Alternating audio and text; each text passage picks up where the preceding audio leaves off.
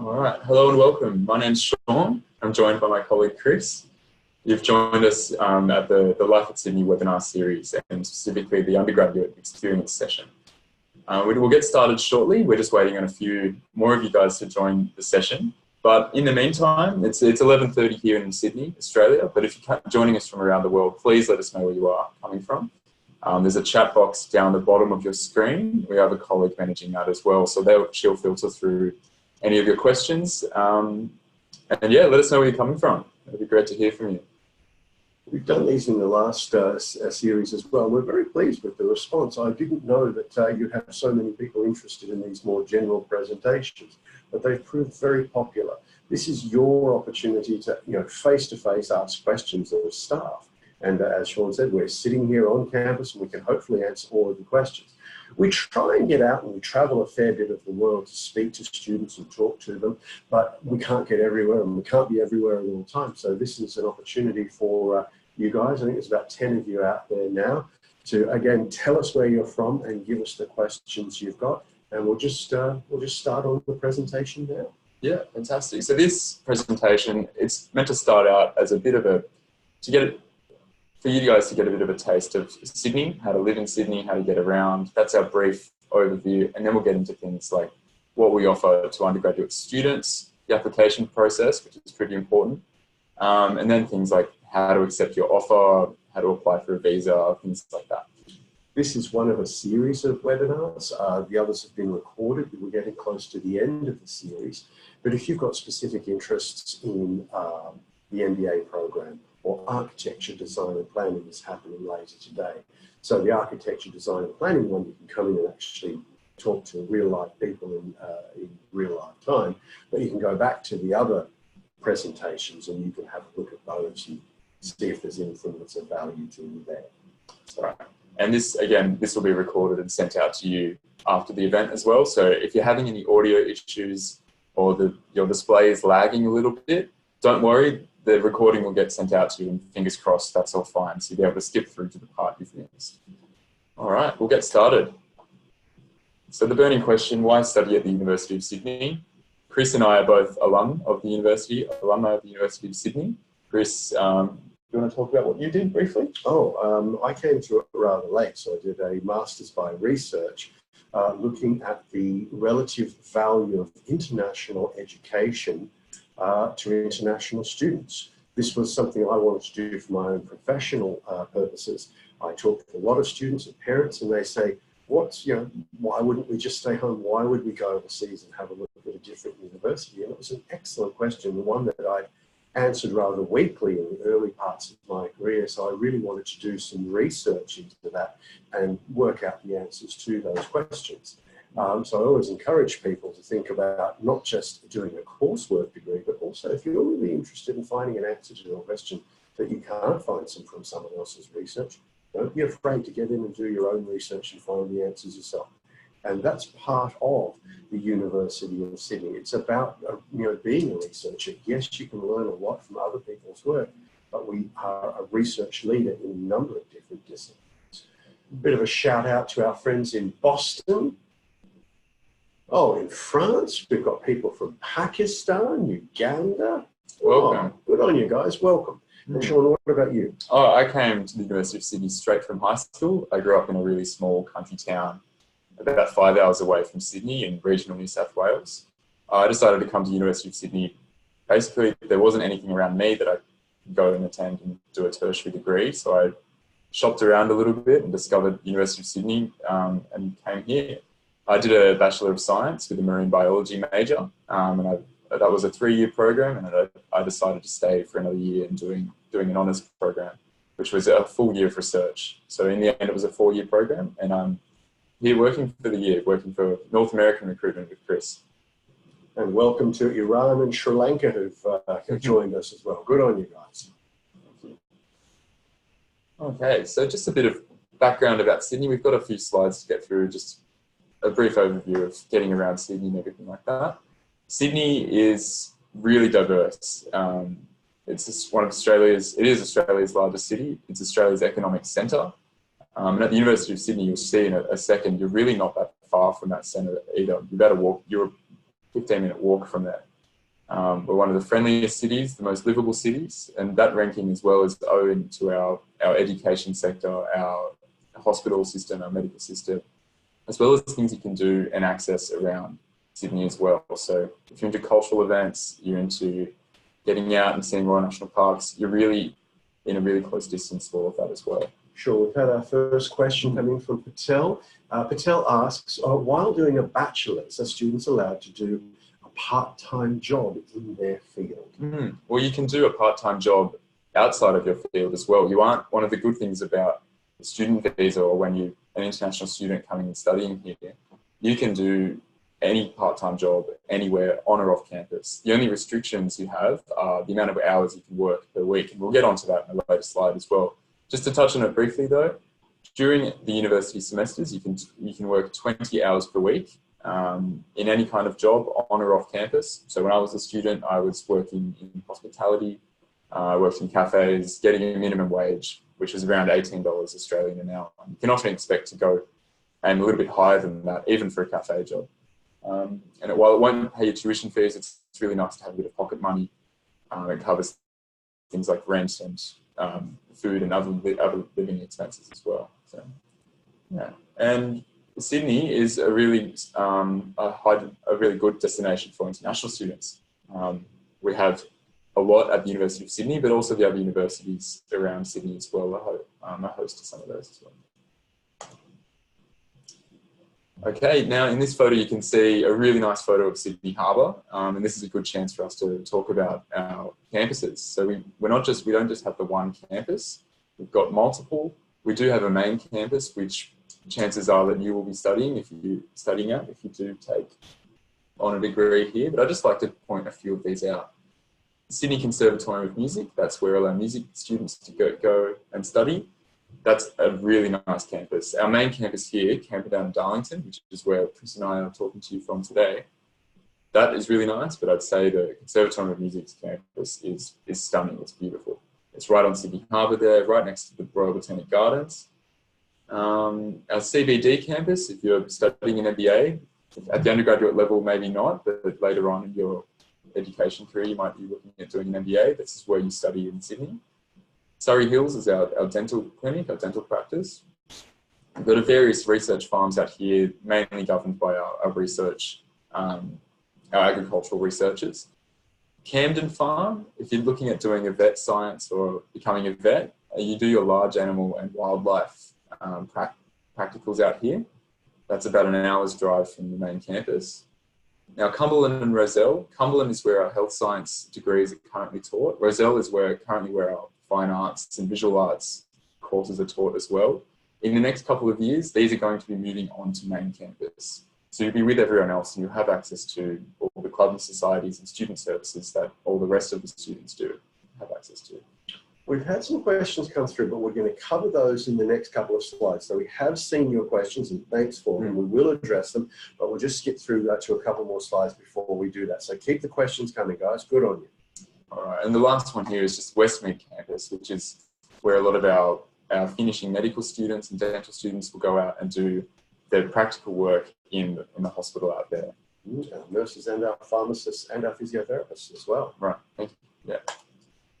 Okay, again, just to put you in a bit of geographical perspective, this is our main campus here, Camperdown and Darlington campus. This is really close to the centre of Sydney. Because we're so old, we'll get to a little slide about our history in a second, but we formed in around 1850. We had that really great real estate. It was actually quite a way away from what Sydney was back then. And as the city of Sydney has grown up around us, we've maintained that really prime real estate. So we have quite a large campus, and it's great that you're really close to the city, that you're along a lot of bus routes here. The train station is not that far away, Redfern Station. And you're really in a good location in terms of food districts and nightlife and everything like that. So you've got Newtown here, which is likened to a college town or student town. We don't really have one because we're right close to the city, but that's where a lot of students go to catch up with friends, go for a drink after class, things like that. All right. Okay, and I might leave this to Chris just for a bit of a change. Oh, why not? We're very fond of saying we're Australia's first university. You might get students and alumni saying that to you so much you'll get sick of it. But we're also, I would say, one of the newest universities. We're constantly building. We've got new buildings popping up on campus on a very regular basis. So you'll get the advantage of studying and living in a place that looks a lot like Hogwarts, but you still have, you know, good Wi-Fi through the campus. You still have access to the latest journal articles. And the fact that we've grown and the rankings that we receive and the way we have grown, I think shows that we've remained current, we've remained authentic to who we are in terms of seeking out and propelling new knowledge forward. And we're very proud of both our history, our present, and I'm sure we'll be very proud of our future as well. Mm. You'll see this building, it says circa 1850 down the bottom there. It's actually closer to circa 1870 because 1850 we simply gave into existence. And 1852 moved to the site, and these buildings started construction at that time. But it is wonderful to have that provenance. You know that you're walking across the same campus where education has been done and done at a very high level for a very long period of time. You'll see the cows down the front there. We don't have them anymore, sadly, but you will have opportunities to see these beautiful buildings and walk through them and hopefully maybe even study in some of those classrooms as well. That's right. When we started out, we really only had a couple of students and a handful of professors as well. So we've really grown from there. We're bumping our head on around 70,000 students now across our different campuses. A lot of the students are actually overseas studying as well. And a fair proportion of that is international students. So it's not just an Australian university. We're welcoming students from all over the world, students from countries such as the ones you're watching from. And we're about 30 to 40% international. So this is really great. When I moved up to Sydney, when I started my undergraduate degree, I really didn't have a lot of experience with people coming from other countries. I was in a really regional part of New South Wales in Australia. So that was one of the best things that I found, was moving to Sydney. I could meet people from everywhere with really interesting backgrounds. And it really opened my insight up into how the rest of the world can function and work. A few of the notable names that we've taught: 7 prime ministers. Student politics is quite an occurrence here on campus each year with the student elections. We've taught 7 students that have gone on to be Australian prime ministers, including 2 of the last 3. And the rate that we go through prime ministers, we could have a couple of more. Even by the end of this presentation, we might have a new one. Yeah, that's correct. So various other things there. We do like to point out 145 Olympians. That's great. We are really at the cutting edge of education as well, but we can facilitate student athletes to go on and do really amazing things as well. We are probably one of the biggest sporting universities in Australia. We're best known for rugby, so we will get on to any things like that as well. Yeah, thank you. Okay. All right. So basically, you can study everything. Someone has actually asked about aeronautical engineering, I think it was. We do have a program in aeronautical and aerospace engineering. It's a fairly small program. It is highly competitive. Remember, when you're applying to the University of Sydney, you're not applying to the university, you're applying to the program. And this touches on someone else's question: what's the point there, which you need to enter the university?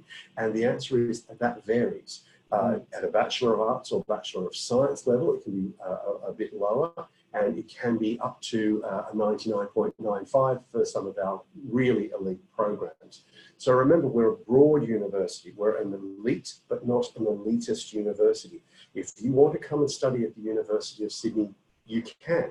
You just have to prove to us that you've got the grades to get in. And that then, again, goes through the different levels of entry for the different degrees.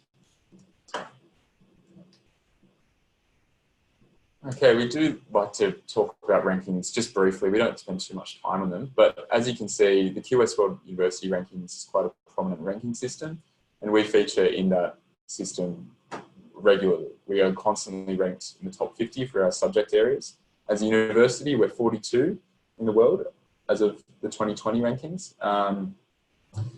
And you can see some of the ones here. Basically, these are really broad subject areas. You can probably find yourself in one of these areas that are in the top 50. Some ones that we like to point out: health science, sports-related subjects. So that's the Bachelor of Exercise and Sports Physiology, physiotherapy courses. They're 4th in the world. I think there were recently 2 as well. Vet science is 9th in the world. Law is 12th. These are really great courses and programs run at the University of Sydney. All right, let's take a couple of the specific questions. Kakara has asked, can I join the university rugby team if I'm an international student? Yeah, for sure. You definitely can. I think there are different levels as well. So if you're, I don't know what your background in rugby is or how much experience you have, but if you don't have a lot, you can always join one of the sort of the more social teams and then work your way up as if you want to get more competitive and join one of the 3rd or 2nd or 1st divisions that play.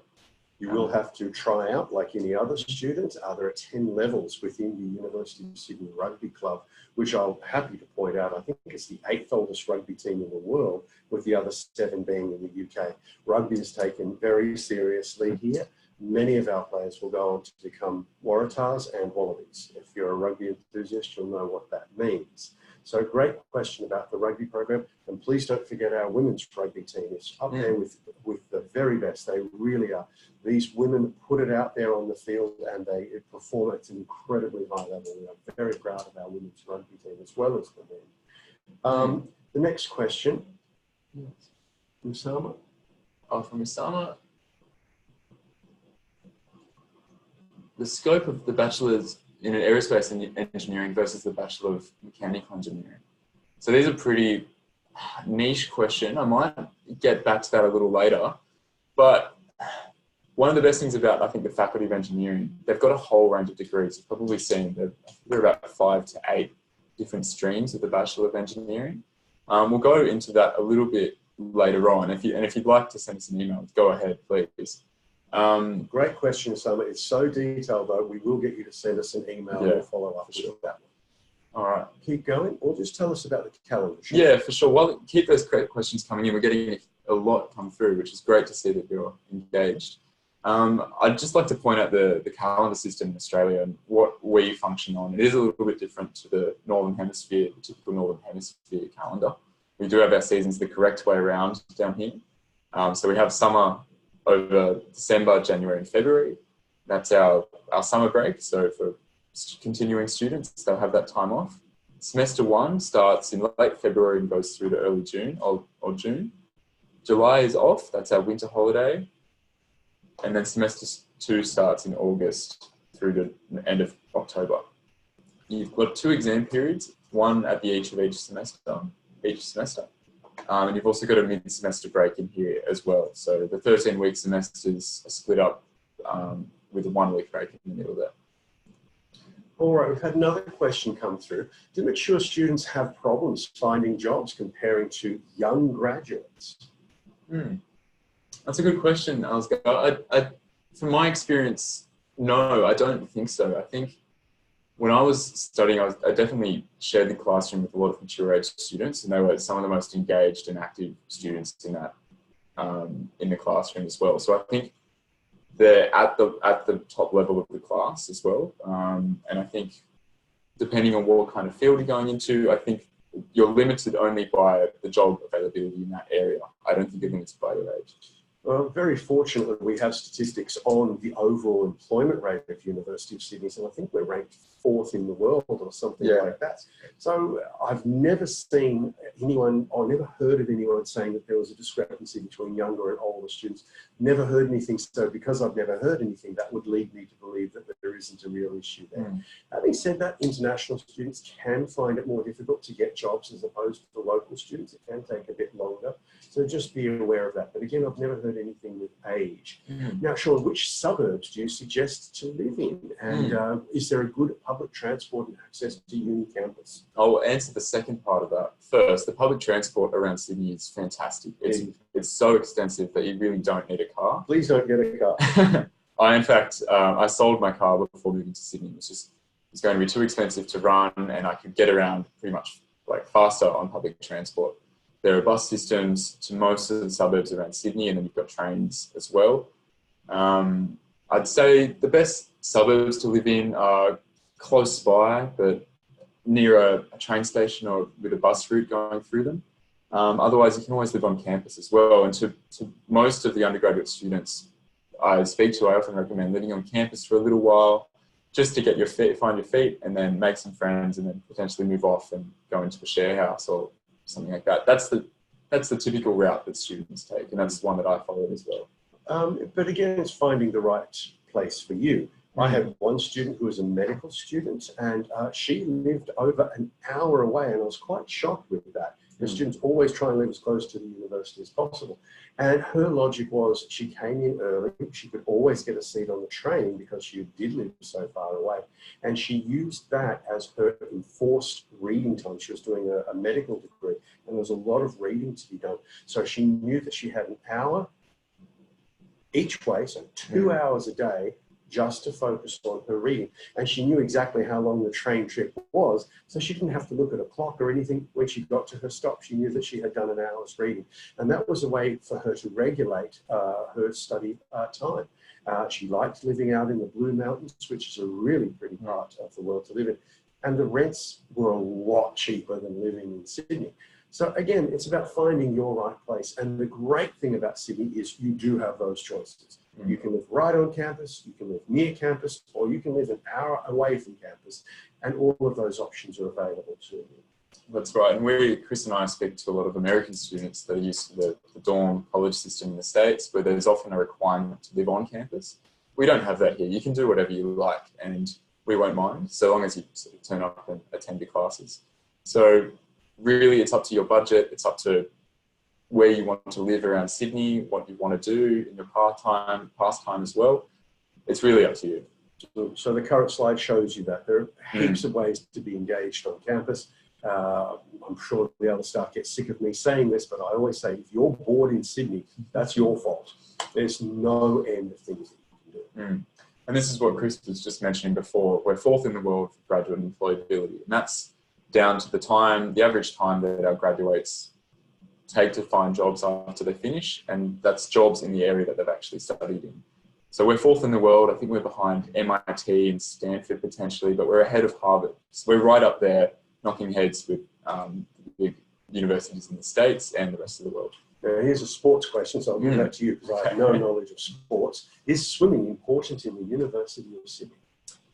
We do have some swimming teams our swimming teams are really competitive, and they perform at the national level. Whether it's important in the sense of safety and general being safe at the beach, I do think if you are going to spend any time at the beach, it's really important to have a bit of swimming, like to be able to swim and to be able to get out of a tricky situation in the surf. Australian surf is probably some of the most dangerous conditions in the world as beaches go.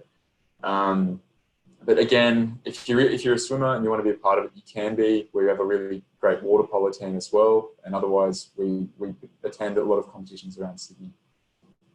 All right. Would you read the next question from Usama? All right. I've heard it's quite difficult to get a job in aeronautical engineering after completing the Bachelor. Now, my background is in marine biology, and I would not have a lot of knowledge about the job prospects for aeronautical engineers. And the thing with the aeronautical industry and the aerospace industry is that they're relatively small. So there are a relatively small number of jobs. But having said that, there's a relatively small number of graduates. In Australia, we have a very small aerospace industry. Most of the aeronautical stuff is based around maintenance of aircraft, like big airlines like Qantas and so forth. And they do require engineers, and they do hire engineers. But again, it is a small gene pool. If you move outside of Australia, if you go to somewhere like Seattle or places in Europe where they're building the Airbus and so forth, there are more jobs in that area. If you're looking to design aircraft, again, it's a very small number of people who do these things, but a small number of graduates. So is it hard? I would say it would be harder than if you had a general degree in civil engineering, just because there are more civil engineers, but there are also more people with civil engineering degrees. So I don't know about the relative difficulty of it, but it is a niche area. It's a good question, thank you. We're just going to keep going with the undergraduate experience because we have had some questions about how to apply. So we want to move forward and we'll go through. That was a really it's meant to be a short overview of Sydney and everything. We've taken a bit longer. We do have quite a long presentation to get through. So if you've got any questions about what you're seeing come up on the screen, let us know in the chat box and we'll take a second to go into that a little bit more in depth. Just because of the amount of slides we've got to get through, we won't be able to talk much about them. Okay, so Sydney is currently doing research in pretty much every study area. I think it's a requirement of our professors to actually be conducting research, publishing a number of papers each year. Publish or perish. Publish or perish, yes, correct. So when you're in the classroom, you're really being taught by some of the cutting edge, the leading edge researchers in their fields. So when I was doing my marine science degree, people that were teaching me were going off and doing research in the university breaks. They're publishing a huge amount of papers each year, and they're really in the know with the latest when it comes to that field. And that's what you can expect coming here to study. These are some of our research centres. So the Nanoscience Hub is looking at creating quantum computers. They get a lot of money from Microsoft. One Tree Island, I've had the pleasure of being able to visit that research station on one of my units of study. They're looking at everything marine, both in the physical and the biological spheres. The Charles Perkins Centre is a cardiovascular research centre that is quite new. It's been built in the last 5 years, looking at cardiovascular research from a multidisciplinary view. And we've also got the Centre for Carbon, Food and Water as well. It's more of an agriculture, sort of a food science research centre. All right. And Chris was mentioning before, we are quite a new university in the sense that we're constantly upgrading our buildings and putting new ones in and putting nice ones in to cover the old, worse looking ones as well. So the new science building, if you're doing any kind of science degree, you'll probably be doing some labs in here. So things like general biology, biochemistry, microbiology, your labs will be in this building. The administration building won't have much to do with that. That's just the professional staff that keep the university functioning work in there. The Economics, Social and Political Sciences building, this is another new one on campus that's just been finished. And the Health Science campus, which is looking pretty close to being completed at the moment, hoping to be done by next year, and then classes starting in there in 2021. So if you're in the Cumberland campus at the moment, or if you're looking at a degree that's currently taught at the Cumberland campus, this is the building that you are going into now. We can answer this next question very quickly. Amashi, can I join the netball team as an international student? Yes, you can. Definitely. I was actually part of a social netball club competition this year. At the University of Sydney, we put a little staff team together and competed. And we won, so we were pretty good. So you need to get on the students' team for their sake. All right. Oh, sorry, I just skipped a couple ahead. So we're now going to just do a quick overview of our study areas and the degrees that are taught within those. We're not going to spend too much time on these. So if you're interested in some, please let us know. We'll talk a little bit more about it, except if it's from architecture. We've got a specific webinar for that coming up at 1 p.m. So in about an hour's time. So you're more than welcome to join that session. Okay, so arts and social science is incredibly broad. You've got over 50 study areas and majors that you can choose from. So you can really tailor that to what your interests are. So there's a couple of here. The most common is the Bachelor of Arts. We'll get onto the Bachelor of Advanced Studies in a little bit. These are your main options here. Business, we have the Bachelor of Commerce, which is our only business undergraduate degree. Within that, you have majors that you can choose from that span from things like marketing to finance to banking, accounting. You can go into that degree and choose a major, and you as a business student will be very different potentially to the business students sitting next to you just because of the majors that you're choosing from. Education and social work. That's your background, Chris. I'm very proud to say that our current Dean of Education and Social Work is a social worker. We take this stuff very seriously. With one of the previous slides, you saw that I think we're ranked 12th in the world in this field. We're not just looking at how education was done or is done, or social work for that matter. We're looking at how it should be done and how it will be done in the future. I know a lot of the academics in this area at the University of Sydney, and these are the world leaders looking at the best way for us to do education. So if you are wanting to become an educator, I'm going to warn you, you're not necessarily going to be driving a Ferrari, but you're going to be really changing how the fabric of our society works. So it's really a great pleasure to work in that field. I can say that because I worked as a teacher for 10 years. going on. Yeah. Engineering and IT, this is one of the really good programs in University of Sydney that help find their students graduate positions. They have a really good program connecting students with companies in the CBD in Sydney, finding places to intern and do placements. So often the engineering students and engineering and IT students, before they even graduated, they have job offers, or they have really great connections that they can rely on when they're applying for jobs to help them be successful. Another quick question we can get rid of quickly. Kakara, the student athletes find it hard to keep up with their studies. Look, if you're competing at the state, national, international level, your professors will be flexible. But remember, at the University of Sydney, you are a student athlete and you are required to keep up with the academic rigors of the university. Yes, there is some flexibility in things like exams and assignments and so forth, depending on where and how you're competing. But it is tough because you're basically doing double duty. You're a student and an athlete, and good on you for choosing to do that. But that means you must be very disciplined in both areas. That's right. Moving on. I will just add another thing on that, the student athletes.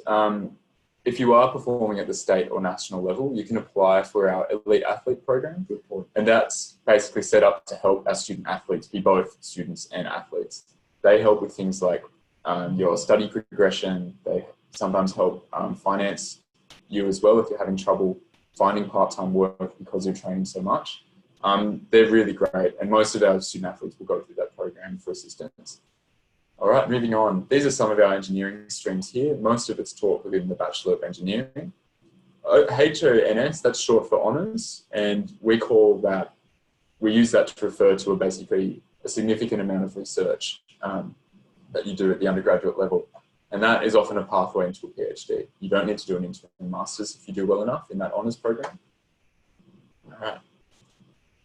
Health, medicine and dentistry. We do have undergraduate dentistry and medicine entry, but it's usually for the top students. So most of our students will come and do a 3-year undergraduate degree and then go and apply for the 4-year Doctor of Medicine or Doctor of Dental Medicine. And we're really ranked quite well in this area. Law, students ask us what we're best known for when we do so well across all of these areas. I'd say law is one of the hardest programs to get into at the University of Sydney. It is very competitive, and we're top in the world for that.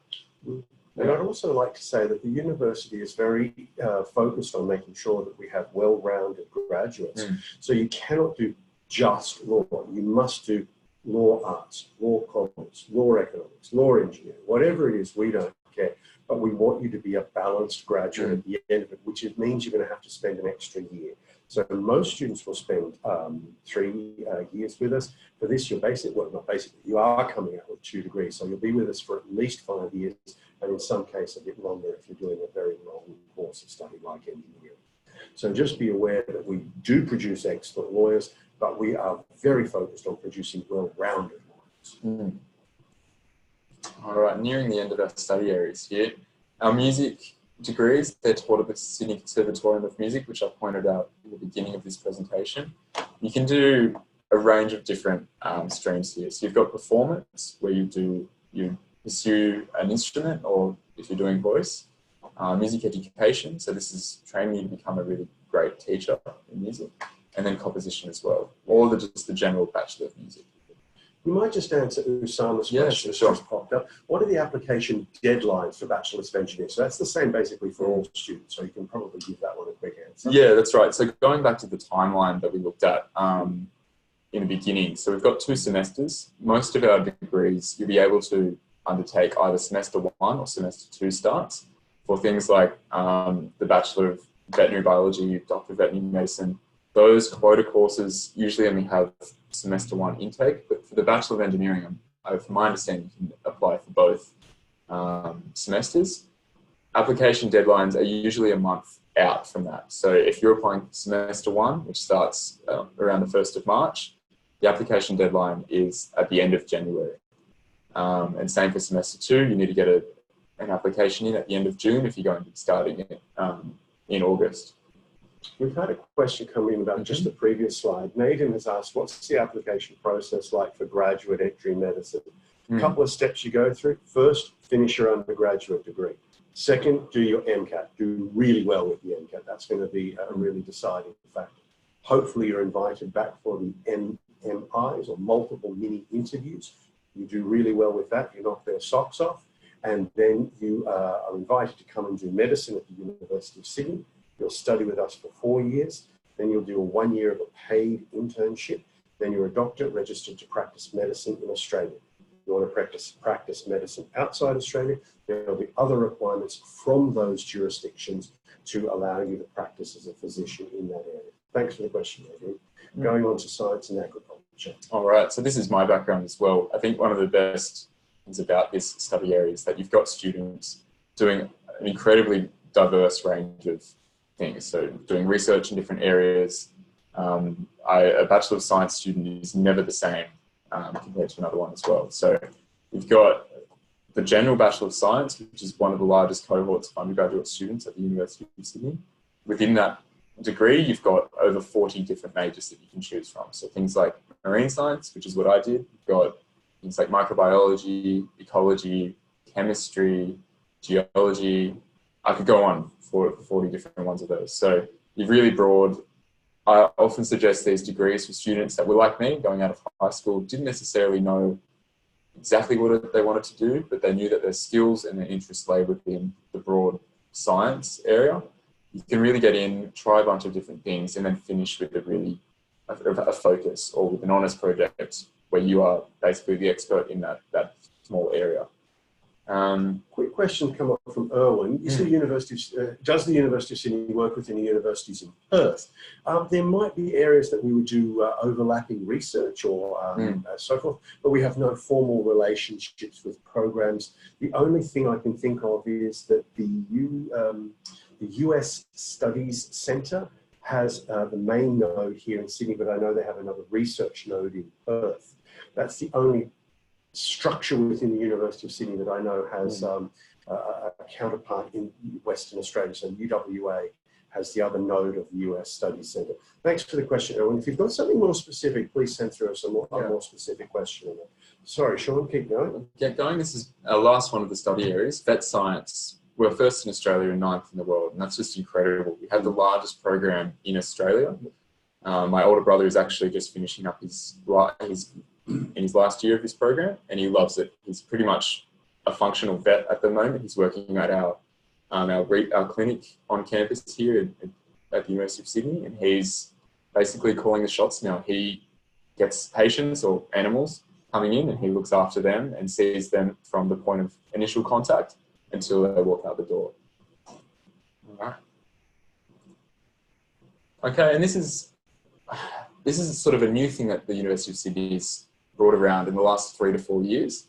The Sydney Undergraduate Experience, it's generally designed to make sure that you've got a huge range of study options and you've got the flexibility to be able to incorporate your different interests into your degree.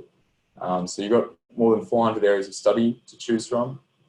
You can also do things like a research project. You can take a second major from another area as well. So we'll get into that. These are our 4 types of undergraduate degrees that we offer. We've talked a lot about these already. So professional degrees, things like the vet degree as well that we have, specialist degrees like engineering, and liberal studies degrees, science, commerce, arts. And then you've also got combined degrees like our law degrees, for instance. The liberal studies degrees, they're flexible already, but we've made them such that they're even more flexible. So you can be doing within, say, a Bachelor of Arts, you can be doing an arts major. You can also take a second major from another area, such as science or commerce. So these are certain degrees that you can combine with this Bachelor of Advanced Studies and choose to take a second major. So you can free up the space to do more units and get credit for that. So you graduate with these skills that are really unique to yourself. So going into a job interview or going into a future employer, you can say to them, I'm not your typical Bachelor of Arts student, I'm not your typical science student, I have these broad range of skills, and that will open up a lot of doors for you. And that added to the University of Sydney testament that this is printed on puts you in a strong position. Yeah, that's correct. Might be a good chance to answer the next question about the DL scholarships. Yes. Would you be able to speak about that? That's right. It was one of the slides coming up, so it was good timing, Scott. The DL Scholars Program is a program to encourage our top students to really sort of push themselves. They have access to senior units at the junior level. So as a first year student, there'll be some units available to you that you can take that are typically what a third year student, a second or third year student would undertake. You often can work on advanced units. So they had this when I was in, but not as formal as this. So I worked on what's called advanced units. You'd be with a smaller group working on assignments and often in closer contact with the professor of that course. And these are what we call now DL units. And you often, I think you also get a mobility scholarship as well. So almost 50% of the cohort, the undergraduate cohort at the University of Sydney has an international experience. And we're talking about study abroad and exchange programs with other universities around the world. So if you want to do a 3 or a 6 week or maybe a semester abroad, you can do that and you can get support through this DL Scholars program to undertake that experience. We do have restrictions on this as well. So you need at least these kinds of marks. So these are some of our international qualifications. We'll get into that a little bit quite soon, actually. But I'd just like to go back as well. So this shared pool of majors and minors. Oh, sorry, excuse me. This is the Bachelor of Advanced Studies, which you can tack onto most of our liberal studies degrees. It's just an extra year on top of our normal 3-year program. We don't have general education or general studies at the University of Sydney, so a lot of our degrees are 3 years. The Bachelor of Advanced Studies gives you an extra year. It adds an extra year on, so that incorporates a second major or a minor, and also potentially a research project such as an honours project. And these are the different areas you can choose from. So if you want to take a primary major in, say, science or marine science like I did, if I was doing this program now, I'd go back and also add something like finance. I think that would be really helpful moving forward in the job area. Okay. And we mentioned this just before. This is our study abroad and exchange program. We've got over 300 international partners. And just a quick run through of another hypothetical example of what you could be doing. The Bachelor of Arts and the Bachelor of Advanced Studies. You can do a primary major in film studies, which is in the Bachelor of Arts, and then another one in neuroscience and science. You can also take French on the side. So we have a large language program you could undertake as well. All right. And there's some of the other interesting things you could do. You can do an exchange, you can do an internship, and do a research project, really at the cutting edge of neuroscience and film studies combined. All right, some funding. I'll let Chris take this one. Money, money, money. We all love money. The great thing about the Australian dollar is it keeps going down and a lot of foreign currencies are going up. So you're looking pretty good. Please do have a look on the website. Please make sure you know the rules around these scholarships. Vice Chancellor's International Scholarships is one of the good places to get some funding for high-ranking students. But remember, there's also faculty, sports, and local scholarships. And if you're in the United States, you might want to take out a FAFSA loan, and we accept all of that. GI Bill funding, if you're in Canada, we can accept your provincial funding. There's usually a way that we can accept whatever funding it is that you want to be able to use.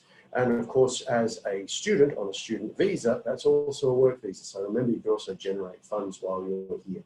But you do have to do the work in checking out which scholarships you're eligible for and working through those.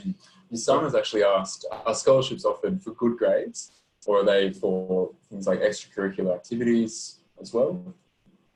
Oh, well, the answer is really both. So most of our scholarships are for academic merit, and we're very proud of that. But you do get some that are, little bursaries or prizes that go through all the way through your degree.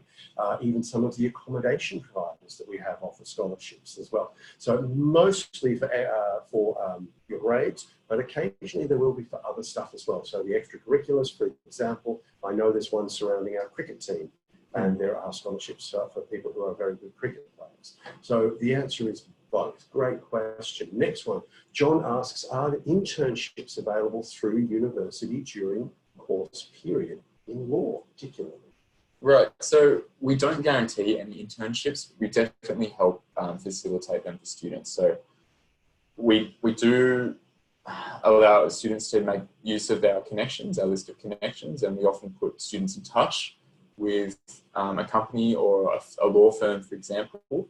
But it's ultimately up to the student to go and make use of that contact and pursue that internship.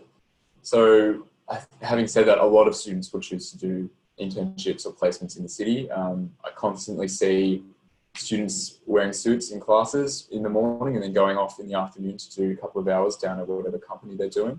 The big companies that come to mind that I hear of are things like KPMG, Deloitte, these kinds of consultancy companies. They really like University of Sydney students. They're in quite high demand here. And all of the engineering degrees will have some sort of industry connection. We just have to be careful of language here. We sometimes have industry placement, internship, work placement. There's all these different words, but they're essentially the same thing. Most students through their degree will have some opportunity to get at these intern or work placement opportunities. It's often a meritocracy. So again, the student who's getting the best grades, who's doing very active in class, are the ones that get these opportunities. So like a lot of things at the University of Sydney, whether you have these opportunities or not is up to you and how well you're progressing through your degree. Work harder, you get more opportunities. It's a fairly good system. Any more questions? What about? I think that's it from now. What is a double degree? What is a double degree? Thanks, so you have combined and double degrees. So you'll notice a lot of our law degrees, they're combined. So you're doing law units as well as if you're doing the arts stream or the commerce stream, you're doing those units at the same time in the same semester. The double degree, so our double degree medicine program or our double degree vet program, you do one degree first and then that's followed by usually a graduate program. I hope that clears that up for you then. Again, just a quick overview. We're just about to talk about our general admissions process. Just to refresh your memory on our semesters and our timeline here in the Southern Hemisphere. 2 semesters, March through to June, August through to October. And this is when you can apply for. So as an undergraduate applicant, usually all you need is basically an academic qualification. Our emphasis here at the University of Sydney is really mainly on your academic qualifications, but other things as well, extracurriculars, volunteering experience, that can all be used for other things like scholarships and accommodation as well. Online, we have published our list of international qualifications, and they are transparent for each of our degrees online as well. So sometimes all you need is just an IB diploma, an SAT, ACT, or A-levels above the requirement or that meet the requirement for one of our programs, and that's enough for you to be able to get an offer from us as well. If you're coming from a background where English isn't your first language, or you haven't gone to an institution that teaches and examines in English, then you probably need to take an English proficiency test. And these are the ones that we accept here. Again, each of our degrees have different English requirements. Education, for example, is a little higher than something like a computer science degree. I just recommend going and looking at the actual course for that information there as well.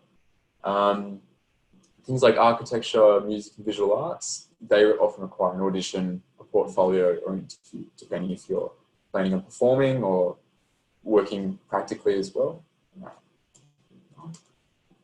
And all of our undergraduate international students, they'll apply it directly to the University of Sydney.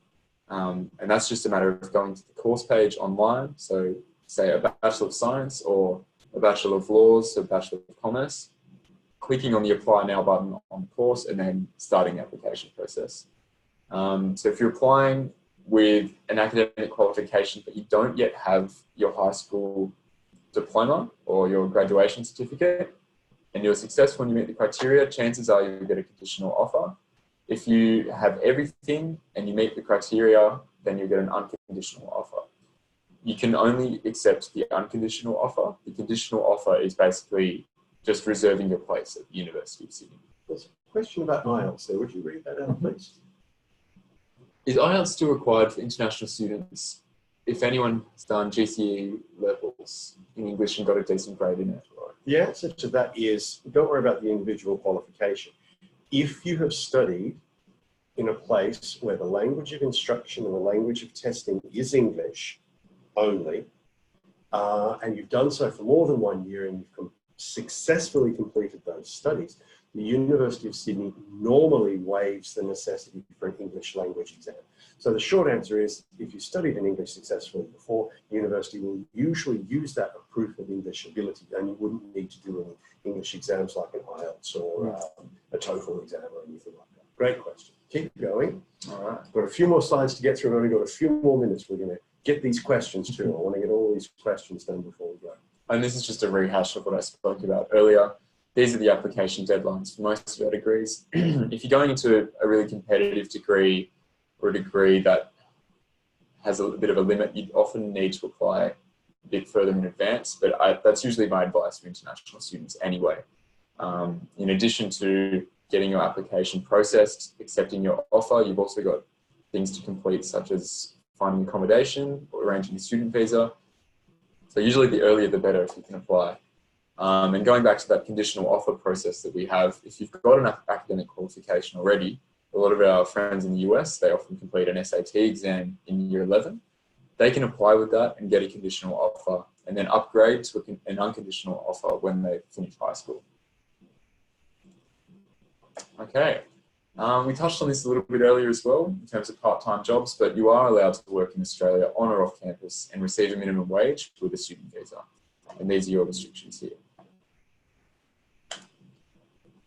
The student visa process, basically you just have to have an offer from the University of Sydney, which you accept, pay your fees, and then get an ECOE, or an electronic confirmation of enrolment here.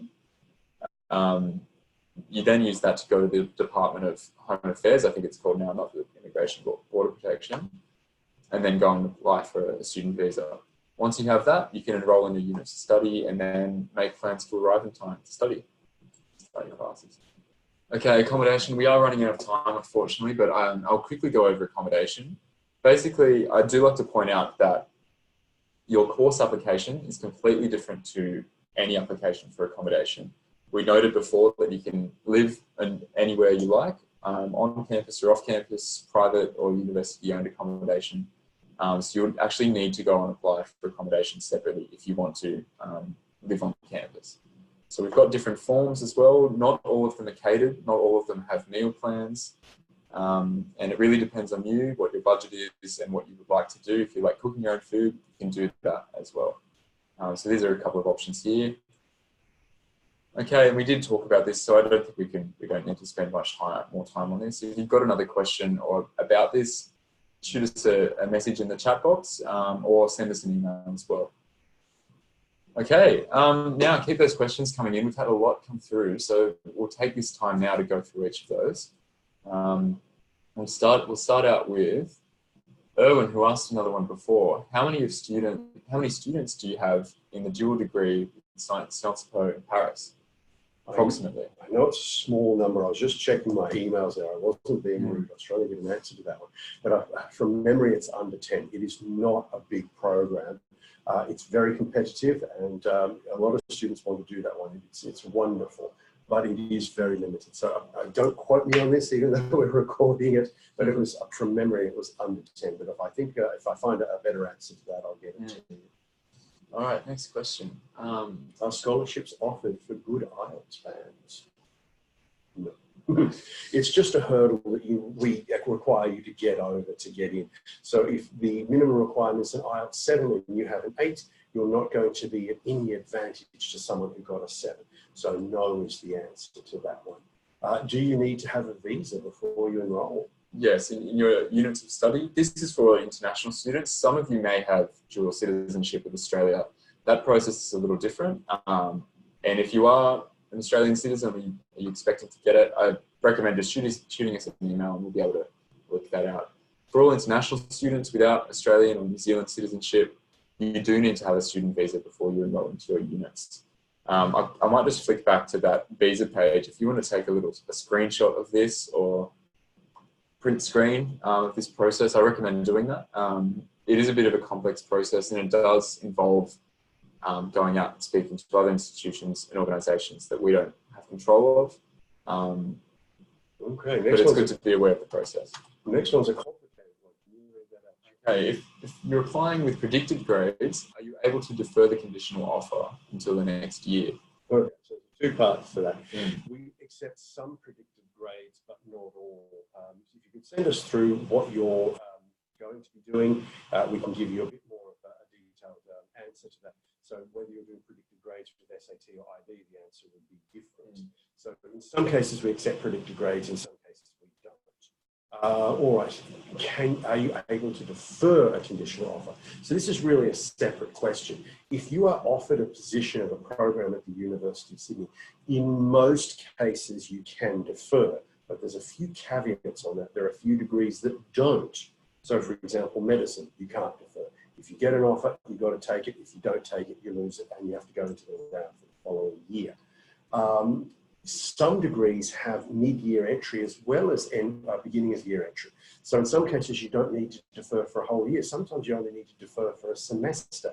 You are allowed to defer, if you are allowed to defer, for 1 year, but that's broken up into 2 semesters if it's a semester entry program. So again, the answer is maybe, depending on the degree. When do you pick your classes? All right, so enrolment usually opens about a month ahead of class. So you'll be able to pick your classes there. We've got various different online platforms that students have access to and make good use of. One of those is Sydney Student. So that's where your application is done through, any payment of fees, and that's where you also pick your classes as well. So you go into that portal and then access your units. And I recommend looking at one of our handbooks online as well. You can usually find those for each degree. So Bachelor of Science will have its own handbook, and then it will outline the units that you need to complete in order to be eligible to graduate in that degree as well. So I recommend looking at the structure and getting a really good plan of what you're going to do as well. I think we've got time for one more question. Would you read that for us? All right. If you're under 18, what are the welfare steps that need to be taken? All right, so if you're Australian, you can just do whatever you like. But if you're not Australian, there are very clear rules that we have to follow, and you'll have to have a guardian living with you in Australia. Usually it's a parent, but it can be a relative if the relative is a direct relative over the age of 21 with no criminal record. There's all sorts of different rules around that. If you're wanting to live in Australia and you don't have family here, there are opportunities to do that as well. But that gets into quite a bit of detail. So if you've got more questions about the under 18 question, please send me through an email and we'll make sure that we get you the correct information about that. And Sean's just put up a very important slide. Yes, this is our useful contacts. I think if you want to send us an email that goes into a little bit more depth about what we've talked about here today, or we didn't get a chance to talk on it, this is our team's email inbox. So I manage that along with a number of other staff members. We'll be able to answer your questions, or at least direct them to someone that does. And these are also some good websites and contacts to look at as well. So the accommodation office, the International Student Scholarships page, that's a really good one as well, and Course Search. So this is the first open door you walk through into the University of Sydney. You can see what we offer. You can see what the degrees require in terms of qualifications. And that's pretty much it. So take a screenshot and I'll quickly move on to the next slide. I think we're pretty much done. Don't forget, there is one more in this series yet to be produced. So I've got the wrong name up there, unfortunately, but it's the Architecture, Design and Planning webinar. So forget what you're seeing, just remember it's architecture. And I'd just like to take this last few seconds to thank everyone for joining us. We know you folks are busy and you've asked some wonderful questions. That makes me feel that our time has been useful together. It makes me really pleased. Again, as Sean has mentioned, if we haven't sufficiently answered your question, or you've got other questions to ask, please make the time to send it through to us and we'll do our best to answer those for you. Well, it's goodbye from me. All right, and bye from me as well. Thank you so much, guys. Take it easy. Bye.